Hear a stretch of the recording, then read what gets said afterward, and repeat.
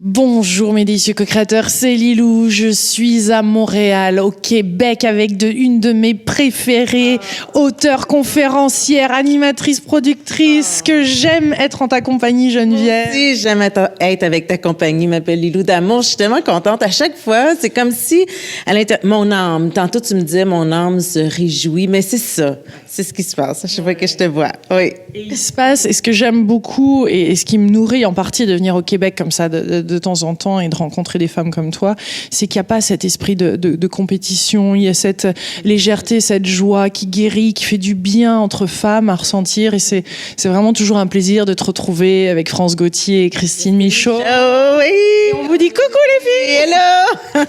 Alors, va aborder quand même, avec Geneviève, on a cette joie de vivre, cette légèreté, des fois cette simplicité qui peut paraître superficielle au premier abord, mais qui est loin de l'être, parce que, non, mais tu vois ce que je veux dire, quand on voit des femmes joyeuses, rayonnantes et tout, et nous, on va plonger. On a ça en commun, c'est qu'on plonge au contraire en profondeur dans nos âmes, dans nos lignées. Et la dernière fois, on avait fait cette magnifique interview de toi sur tout ce que tu as parcouru pour retrouver tes racines noires et libérer ces mémoires pour te ressentir en joie et vivre pleinement tes rêves, parce que tu adores rêver et tu veux que les autres rêvent. Exactement. Et donc là, c'est quand même fort, parce que là, on va parler dans cette interview particulièrement, parce qu'il y a de nombreux sujets qu'on pourrait couvrir avec Geneviève, mais là, c'est sur, puisque ton père est décédé en 2015, et donc il y a cette force de la lignée, ce que nous pouvons vivre comme rêve, continuer leur rêve en fait, c'est-à-dire continuer tout le rêve de la lignée. Parle-nous de ça, parce que dis donc, c'est quand même c'est une tragédie, c'est une grosse perte, et en même temps, il y a une libération qui s'est passée et des histoires fantastiques. Hein. Ah oui, puis j'ai tellement de choses que j'ai envie de raconter en lien avec ça, Lilou.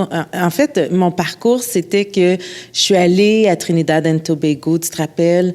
En fait, moi, je rejetais mon père parce qu'il est noir, parce que je voulais pas être identifiée au noir, parce que je pensais que le noir avait moins de valeur que le blanc. Puis ça, ben ça fait partie de l'histoire à cause de l'esclavagisme. Plus les gens étaient noirs, plus ils étaient loin dans le champ, et plus ils se rapprochaient du blanc, et plus ils étaient près du maître. Hein? Ça fait partie de l'histoire. Donc, on a comme donné de la valeur aux gens qui avaient la peau pâle. Et puis moi, ben mon environnement était blanc. Donc, moi, j'étais très foncée par rapport à un environnement blanc. Donc, j'avais toujours cette impression-là, sans savoir. En fait, c'était pas rationnel. C'était dans mes mémoires, c'était dans mon corps. Puis moi, je pensais que j'avais moins de valeur à cause de ça. Donc, 2011, je décide, en fait, de renouer avec mon papa, de vraiment parler avec lui en profondeur. Puis je suis tellement contente d'avoir fait ça. Puis de comprendre d'où ça venait, tout ça. Bon. Et je vais à Trinidad and Tobago. On me parle de mon arrière-arrière-grand-mère, Rose Baptiste Francis, qui était une prêtresse africaine, qui rassemblait les gens de son village, avec qui elle priait, elle faisait des incantations pour que l'avenir de ses enfants, ses petits-enfants, puis toute la lignée soit meilleure. Puis moi, quand j'ai entendu cette histoire-là, c'est comme si, mais premièrement, je pouvais pas arrêter de pleurer, et en même temps, c'est à partir de ce moment-là que j'ai reconnu la grandeur du noir que je portais. Puis cette dame-là, cette femme-là, qui est mon arrière-grand-mère, est née au Nigeria comme prêtresse, puis ça arrivait très rarement dans sa tribu qui était Yoruba, et elle est vendue à l'âge de 7 ans comme esclave à Trinidad and Tobago.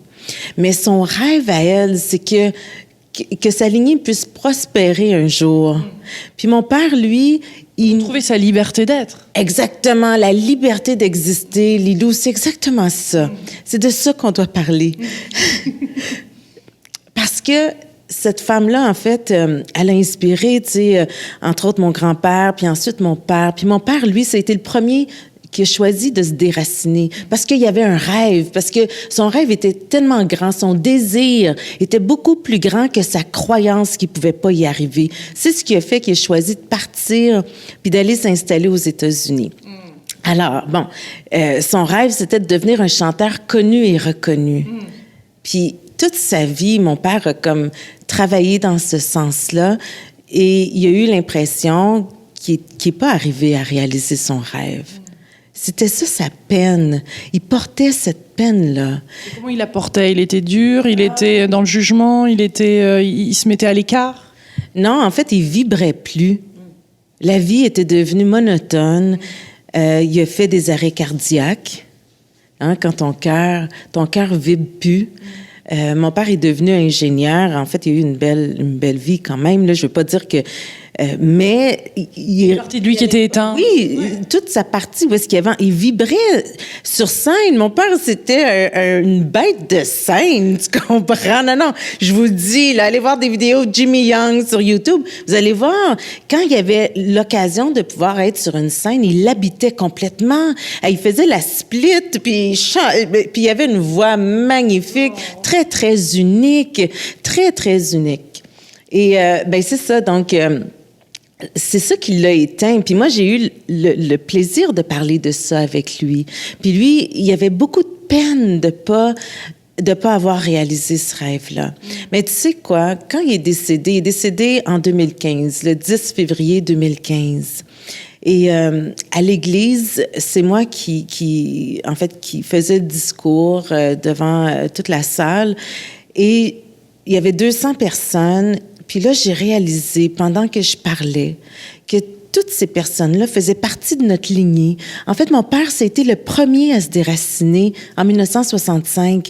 Ensuite, il a fait venir ses parents, tous ses frères et ses sœurs, qui, eux, ont eu des enfants, des petits-enfants, puis les cousins, les cousines. Mais tout le monde qui était dans l'église, c'était grâce au rêve de mon père. Son rêve avait éclairé le chemin de 200 personnes, tu comprends? Puis cette liberté d'exister là, ben elle habite ces 200 personnes-là qui sont maintenant au Canada et aux États-Unis. Donc, c'est aussi le rêve de mon arrière-arrière-grand-mère qui, à travers mon père, continuait d'exister. Et puis là, ben à son décès, moi, j'étais responsable de trier ses documents, puis tout ça. Puis j'ai trouvé un document qui... datait de 1977 et qui disait que mon père avait donné des dépôts sur des terrains aux Bahamas. Moi, j'habite Montréal, Québec. Et puis là, je me dis, ben voyons, qu'est-ce que c'est que ça? J'ai jamais entendu parler de ça. Puis mon père, c'est un homme fier. Tu sais, il y avait déjà... Vous en aurez parlé de ce document. Oui, ah oui, tout à fait. Non, rien. Jamais. Et puis, je pose des questions à sa femme. Bon, à cette époque-là, il était divorcé de ma mère. Il n'était pas encore marié avec son autre femme. Et je pose des questions à ses frères. Personne n'est au courant de ça. Mais moi, premièrement, il y a quelque chose qui allume à l'intérieur de moi puis qui fait comme... je dois découvrir autre chose. C'est comme s'il y a eu comme un drapeau qui s'est levé quand j'ai vu ça. Mais j'ai pas voulu non plus prendre les documents puis partir à la recherche de rien. Je voulais que ça se fasse de façon très organique parce que moi, je travaille comme ça dans la vie. Tu sais, je suis comme ça. J'attends que le fruit soit mûr puis beaucoup plus facile que d'essayer de récolter avant. Et finalement... c'est ça, je décide de laisser ça de côté. J'en parle aux gens pour savoir s'il y a des gens qui ont de l'information. Personne ne sait rien. 6 mois plus tard, je médite un matin. Et là, puis je dois dire que quand mon père est décédé, Lilou, là, la communication avec mon père, premièrement, ça a commencé dès son décès. J'étais dans une salle et les lumières se sont mises à clignoter. Je savais que c'était mon père qui était là, puis qui me faisait signe. Et puis là, je me suis mis à juste fermer les yeux, méditer, je voulais ressentir cette nouvelle communication-là. Ça a pris un petit bout avant que je puisse vraiment... C'est comme si on s'ajuste, comme, tu sais, disons, moi puis toi, on vibre d'une certaine manière ensemble. Mais c'est la même chose avec le monde de l'invisible. Puis là, je voulais sentir l'énergie de mon père parce que tu le vois pas, mais je voulais être capable de savoir quand il est là. Et puis, j'ai réussi à trouver ça. Comme une fréquence. Une fréquence, exactement. C'est exactement ça. Et là, on s'est mis à communiquer de cette façon-là, beaucoup à partir aussi de l'écriture inspirée.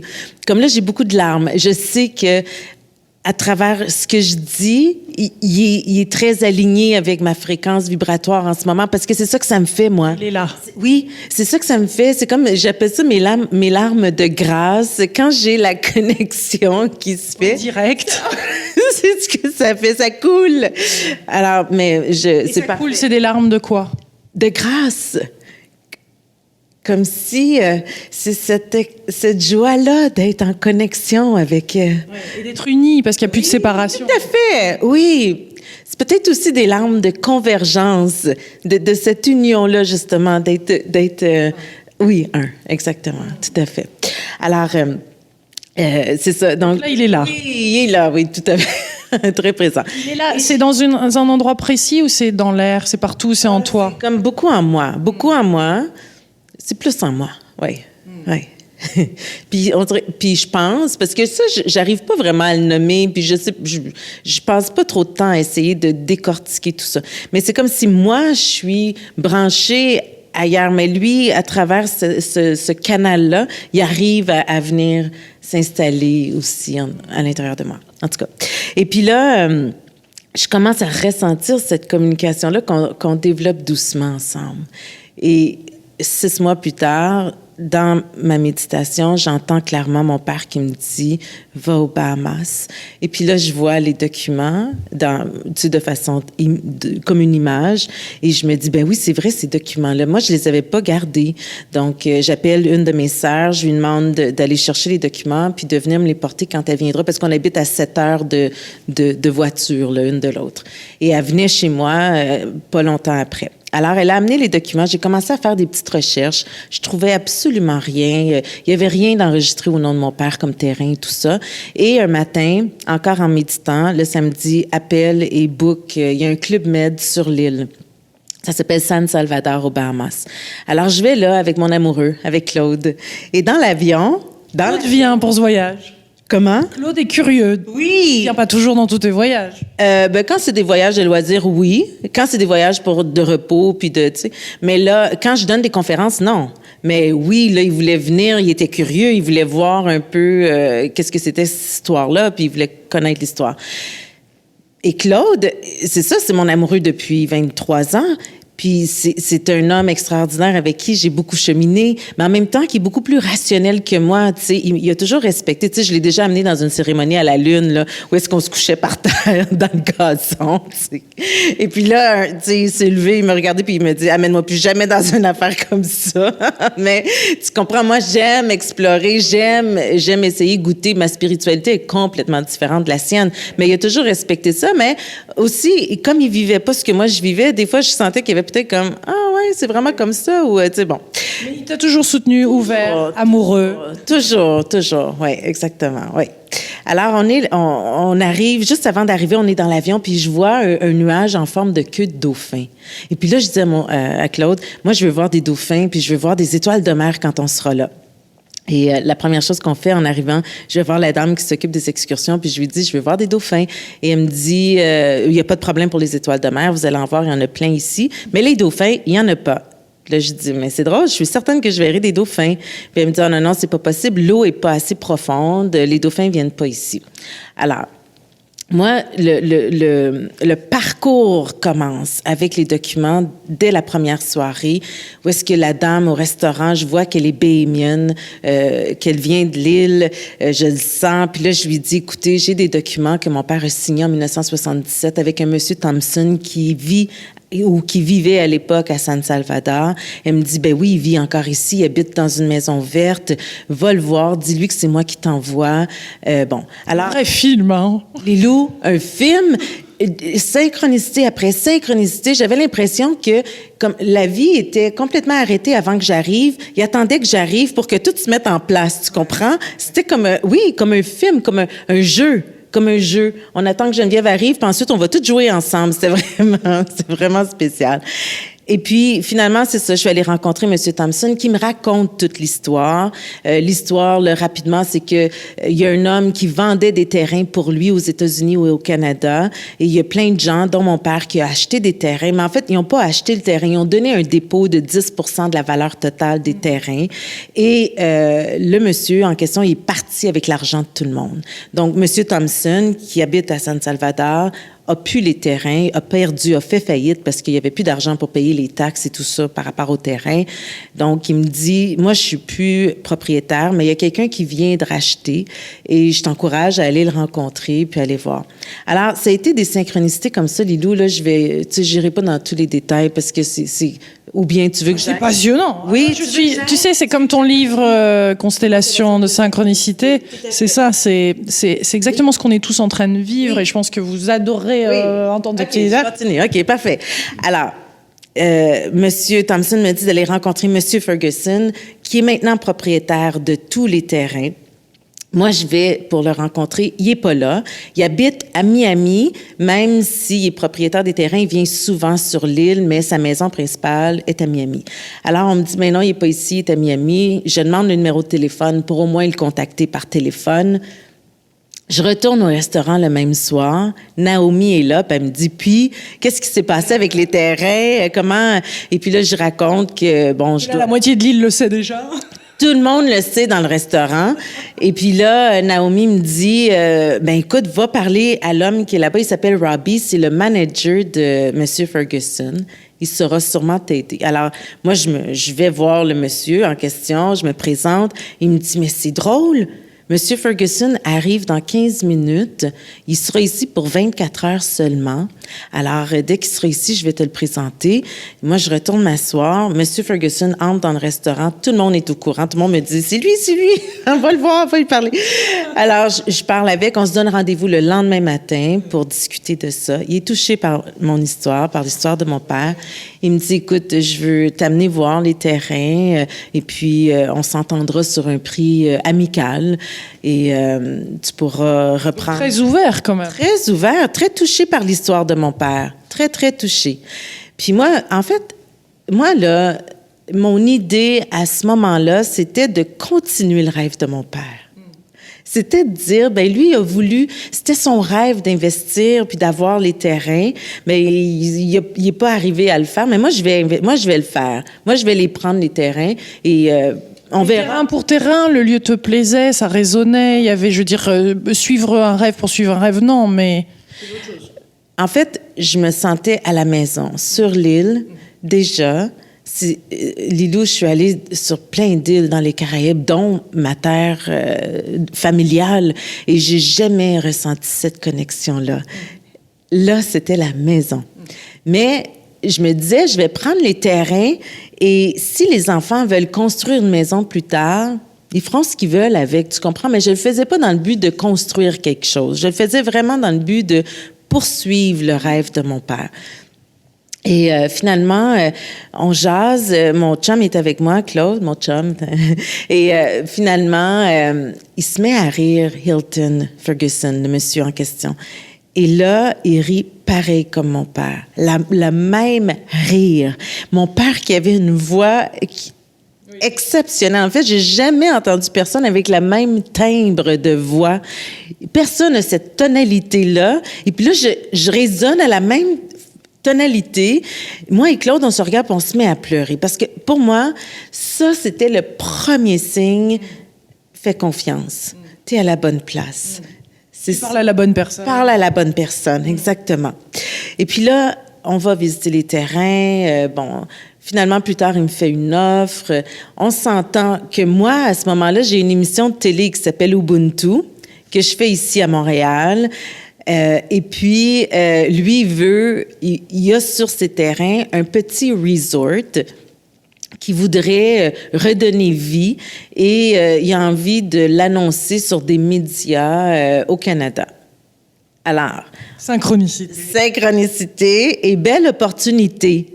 Donc là, on décide légalement de se faire des contrats, puis c'est égal. Donc, on échange le coût d'une publicité pour le coût d'un terrain. Génial. Alors, l'importance de vraiment faire ce qu'on veut créer, parce que moi, Ubuntu, je l'ai créé parce que j'avais envie de créer cette émission-là, tu comprends? Sans savoir où ça m'amènerait. Mais Ubuntu me permet, là, d'avoir cet espace-là facilement, puis de...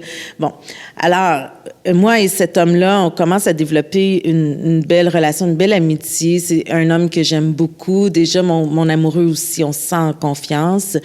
Et là, bon, lui, il quitte l'île, puis on se donne rendez-vous plus tard, dans un autre moment, là, quelques semaines plus tard. Et puis moi, pendant ce temps-là, je suis sur l'île. Je médite à tous les matins.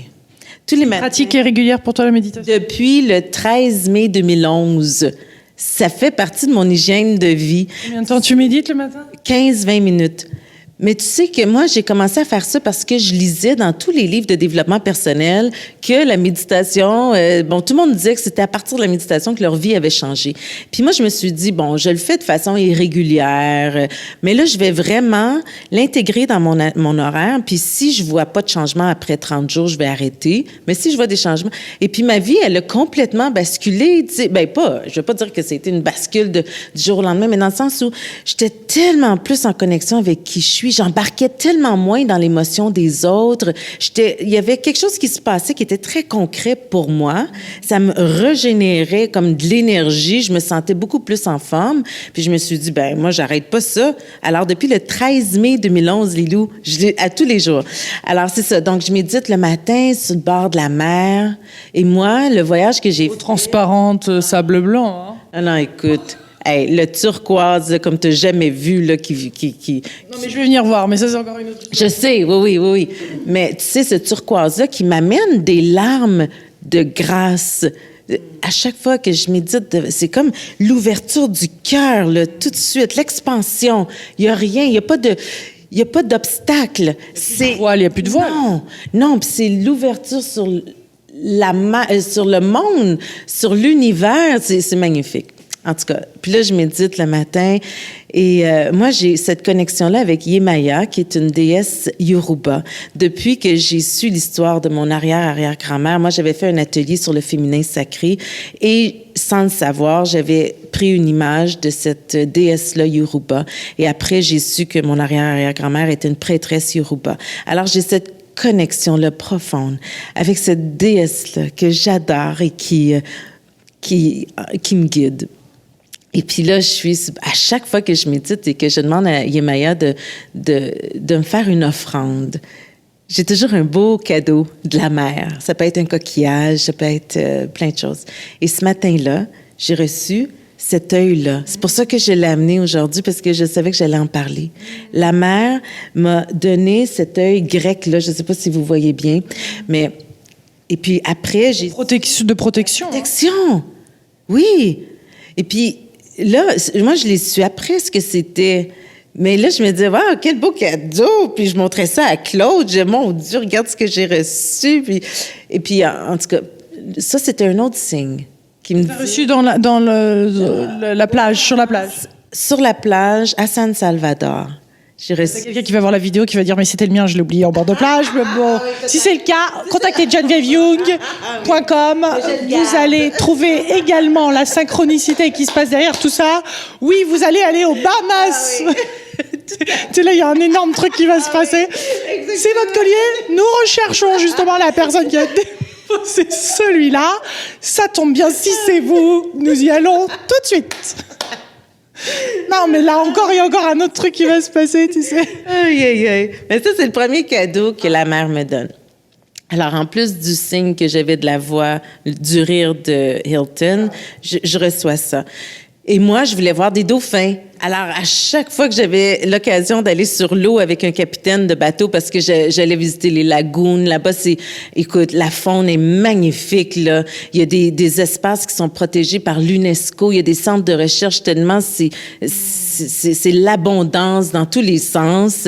Et, là, à chaque fois que j'étais sur l'eau, je demandais au capitaine, est-ce que vous voyez des dauphins ici? Puis on me disait, non, madame, il n'y a pas de dauphins ici. L'eau est pas assez profonde. Puis moi, je disais, ben c'est drôle, je sais que je vais voir des dauphins. À chaque fois, je disais... J'ai eu un signe. Ah oui, c'est ça. Tu sais, j'ai vu dans les nuages. Ah oui? Oui, madame. Exactement. Et puis là, la dernière journée, juste avant qu'on quitte moi, je veux faire du snorkeling, de la plongée palmée. Et en bon français. Et Faites attention à ça au Québec, oui. Comment? Faites attention à ça au Québec, de ne pas dire des mots trop anglais. Nous, on a tendance à... En fait, oui, c'est ça. Surtout quand les Français me demandent qu'est-ce que ça veut dire. Là, je réalise que c'est pas le même terme qu'on utilise au Québec et en France. Mais c'est ça. Mon amoureux voulait pas venir avec moi. Il voulait rester à l'hôtel. Puis nous, on avait pris une chambre sur le bord de la mer. Écoute, on était à quelques pas de la mer. Et il me dit, je vais t'attendre ici. Puis il était sur le balcon. Moi, je suis partie en bateau. Et puis là, je fais mon snorkeling. Lilou. Tu sais, là... Non. Tu sais, quand on médite, là, moi, est-ce que ça t'arrive, toi, des fois, d'être dans un espace d'extase, là? Tu sais, là, tu ris, là. C'est comme cette joie profonde-là qui t'habite, là, puis qui... En même temps, on dirait que le cœur saute comme ça, hein? Le cœur danse, il vibre comme ça. Puis moi, je suis dans l'eau à faire du snorkeling, à voir tous les poissons de toutes les couleurs qui sont magnifiques. Et puis là, mon cœur se met... Je suis dans cet espace d'extase, là, de joie profonde. C'est la joie. Puis là, je me... C'est la grâce qui traverse. Tout à fait, exactement. Et puis là, ça vibre. Puis on dirait que ça fait comme... Tu sais, à l'intérieur de nous, c'est comme le bruit des dauphins. Puis là, je me dis, je vais voir des dauphins. Ça se peut pas que mon corps vibre comme ça. Vibre dauphin, je vais voir des dauphins. Où êtes-vous? Et puis, bon, finalement, je vois pas les dauphins dans l'eau. Et je reviens sur le bateau, puis je dis au capitaine, est-ce qu'il y a des dauphins ici? Puis il me dit, non, madame, je suis née sur l'île. Il y a pas de dauphins sur cette île. Et puis, bon, je retourne à la chambre et mon amoureux me voit parce que je marche vers la chambre. Il est sur le balcon. Et il me dit, Geneviève, tourne-toi, regarde l'arc-en-ciel. Il y avait un magnifique arc-en-ciel. Et puis, je fais comme, waouh, c'est magnifique. Puis là, il me dit, regarde dans l'eau, on dirait qu'il y a 3 requins. Je dis, non, c'est mes dauphins. Il y avait 3 dauphins, les loups. Petits ailerons? Oui, à 20 pieds de moi, juste sur le bord de la mer. Il y avait 2 petits-enfants à côté de moi. Et puis, on était tous excités. Puis là, on voyait les dauphins. Puis mon chum, il a pris la vidéo. Il a pris une vidéo de ça parce que personne ne nous aurait cru. Alors, pour moi, c'était comme les dauphins qui venaient me dire « Bienvenue à la maison, bienvenue ». Et puis en même temps, c'était tout ce champ des possibles. Tu sais, il faut toujours qu'il y ait juste une personne qui voit ou qui croit ou qui réalise un rêve Puis après, tout le monde voit que c'est possible. Puis là, c'est l'expansion qui se produit, tu sais. Et puis, ben c'est ça. Pour moi, maintenant, quand tu vas à San Salvador, on dit que parfois on voit des dauphins. Tu comprends? Ouais, c'est comme les conquistadors, hein, qui voyaient, ils savaient qu'il y avait cette terre et les premiers qui l'ont vue, enfin, et ils allaient vers ça. Enfin, c'est toujours, oui, un moment magique. Tu ouvres les portes, tu es une pionnière. Oui, mais en fait, je pense que quand on suit le chemin de nos rêves, on éclaire, on ouvre. Puis mon père a suivi le chemin de ses rêves, même s'il pensait qu'il ne l'avait pas réalisé. Il a quand même éclairé et ouvert. Tu comprends? Alors, c'est pas juste de le réaliser. La manifestation, c'est une chose. Mais c'est tout le chemin. C'est ça qui est vraiment intéressant. Et puis ce qui est de faire avec lui et que lui s'est quelque part offert ça, et te l'a offert, de le vivre ensemble d'une autre manière. Et puis tu sais, je veux revenir avec mon nouvel ami sur l'île, Hilton, parce que en ce moment, moi, je suis copropriétaire d'un resort sur l'île. Alors, j'ai décidé d'embarquer dans l'aventure avec lui. Mais comment ça s'est fait? Ben, c'est ça. Là, j'avais les terrains, on avait fait cet échange-là. On s'est vus à plusieurs reprises. On a développé une belle amitié avec les enfants, avec mon amoureux, son amoureuse, ses enfants. Écoute, c'est une rencontre d'âme. Et en plus, imagine-toi que sa journée d'anniversaire, c'est le 10 février. Et mon père est décédé le 10 février. Lilou, comment tu peux organiser? Ça s'invente pas, non. Alors, ça, c'était un autre signe qui me disait, vas-y, fais confiance. C'est parfait. Et c'est ça, il me fait une offre pour devenir copropriétaire du resort. Moi, je suis en amour avec l'île. Je suis en amour avec... en fait, c'est ma maison. Tu comprends? C'est chez moi. Et puis là, je me suis dit, oui, j'ai envie. Ça vibrait. Puis ça vibrait pour les enfants. Sébastien aura son restaurant. Vincent va s'occuper de tous les équipements sur l'île pour aller faire, tu sais, la motomarine. Bon, toutes ces choses-là. Claude va aller chercher les gens en autobus à l'aéroport. Le Claude. Et alors, une transformation pour Claude. Oui, ça a été un chemin où est-ce qu'il s'est ouvert, puis là, il voit la grandeur de la vie. Il voit la grandeur de la vie. Il est dedans, là. Il est dedans. Puis, Lilou, c'est magnifique d'être dedans avec toute ta famille. C'est magnifique. Tu sais, il y a cette période-là où, moi, là, j'ai toujours suivi ce chemin-là. Il y a la période où t'es rejeté, où t'es critiqué, où on met en doute ce que tu dis, où on pense que t'es folle. Et puis après ça, il y a tout leur virement. Plus moi, je l'intègre, plus moi, ça fait partie de ma vie. Plus c'est moi, plus je permets à tout ça d'exister, puis de vibrer, puis d'être. Mais ça finit de... Tu comprends? Tout le monde suit ce mouvement-là, puis tout le monde voit ce que ça apporte. Alors oui, on ouvre le chemin, on ouvre la porte, on ouvre...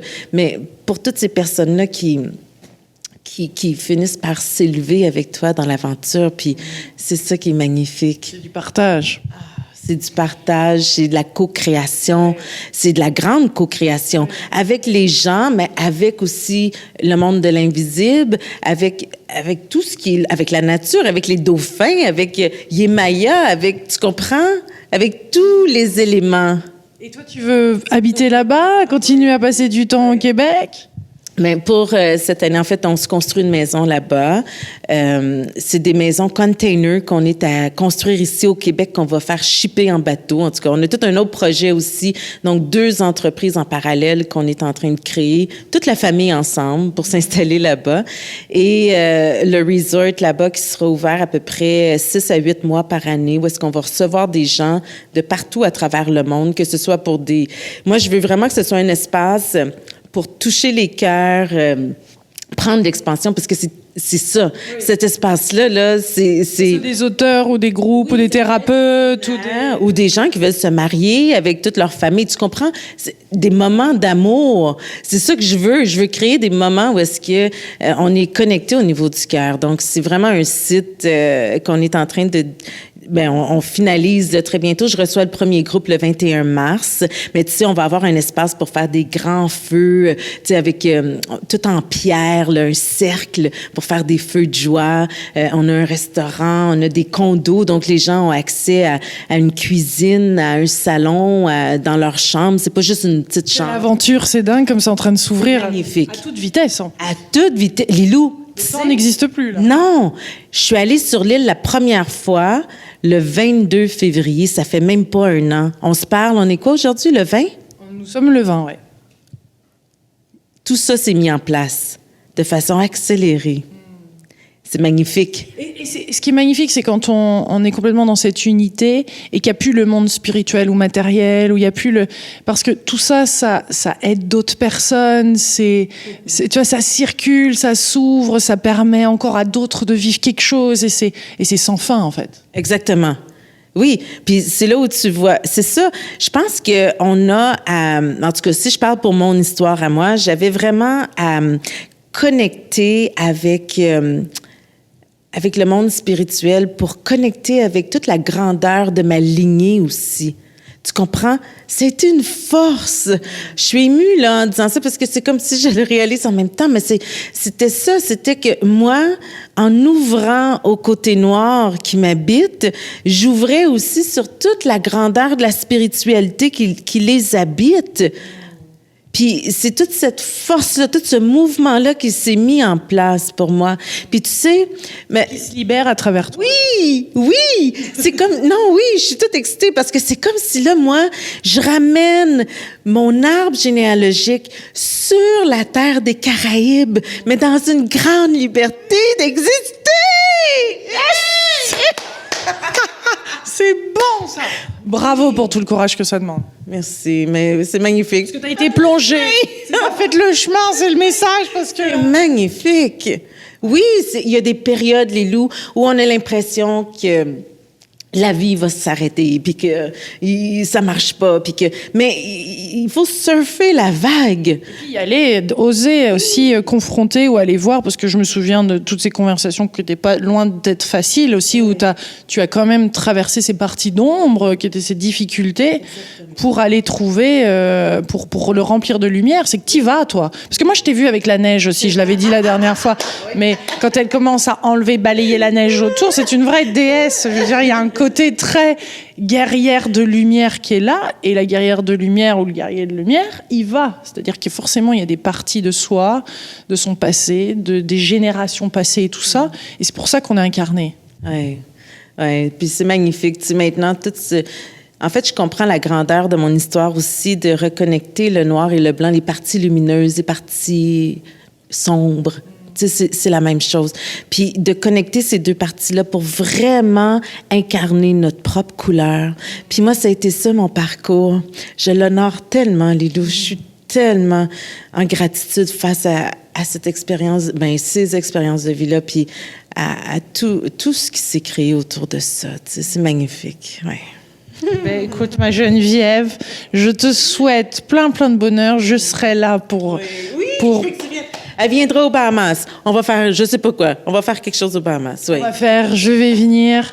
Oui. On va laisser la magie s'opérer. Aux Bahamas. Prochaine vidéo. Petit direct Facebook en direct des Bahamas. En tout cas, on laisse la vie faire. C'est une connexion qui est là depuis des années, et ce que c'est beau de témoigner, de voir à quel point la vie s'ouvre comme ça, et de le partager. Alors, si cette histoire vous a inspiré, si ce témoignage de Geneviève vous a inspiré, d'ailleurs, le témoignage de Geneviève aussi est dans le livre « Je témoignais, ça me plaît ». Geneviève a écrit une page parmi les 100 témoignages qu'il y a qui sont en l'hommage à l'humain, un livre qui va sortir en 2017, qui est hyper inspirant aussi. Je suis métisse et ça me plaît, tout comme il y a plein d'autres textes qui sont dedans, mais qui montrent à quel point on a cette force, cette puissance, cette beauté de vraiment de vivre nos rêves. Et c'est ça, je sais que you stand for that. C'est ce que tu souhaites. Stand for that. Oh yeah. Oui, tout à fait. Puis c'est vraiment, en fait, c'est ça qui me fait vibrer. C'est ça qui me nourrit. Ça nourrit mon âme, ça nourrit mon cœur. Ouais. Ça ouvre des portes pour plein de personnes. Donc, merci mes délicieux co-créateurs. On vous embrasse très fort. Vous retrouverez Geneviève VoyageUbuntu. VoyageUbuntu.com ou bien mon site internet genevièveyoung.com. Tout est là. Ouais, tout à fait. Rassemblons mes délicieux co-créateurs. Gros bisous. Gros bisous du Québec. Au revoir.